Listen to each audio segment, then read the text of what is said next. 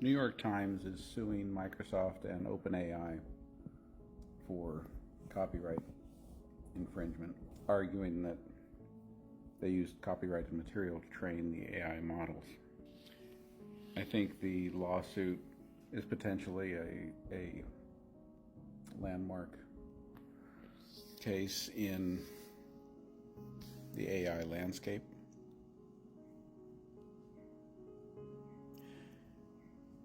I also think that it's really interesting because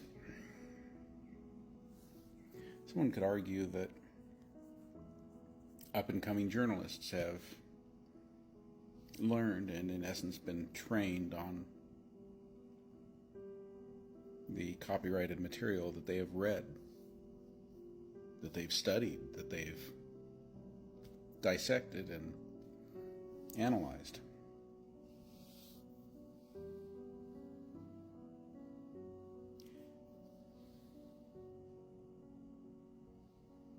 The difference here to me is that it's the scale and the ability.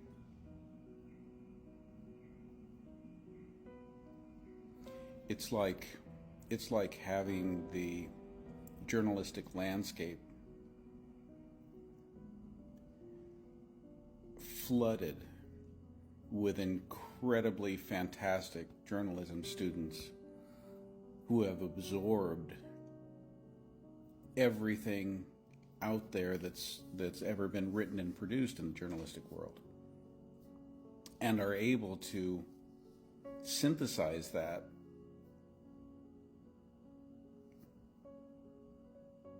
and now create their own output based on it. And I guess what that makes me think is that I don't think that the New York Times would have a case if they were trying to sue up-and-coming journalists who, having studied New York Times articles, were now producing similar articles in significant quantities. There would just be no case there. These people read your articles and they learned from it, and now they're producing their own. How are you going to complain about that? It's the scale, it's the volume. That's what makes it unlike anything that's been faced before. And that it's not individual people doing it. It's not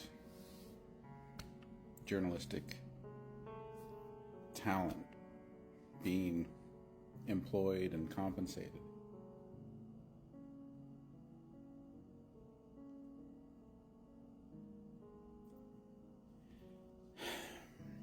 The models are going to have to change. We can't keep doing business in the same way that we've always done it, and just expect that we're going to fight it in the courts and what?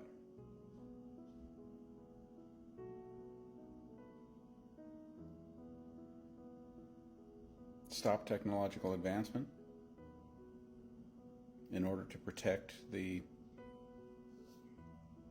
institutions that are benefiting from the way it's always been.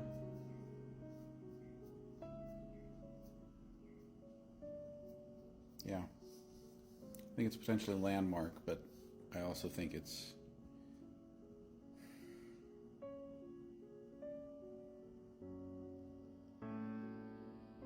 foundationally misguided.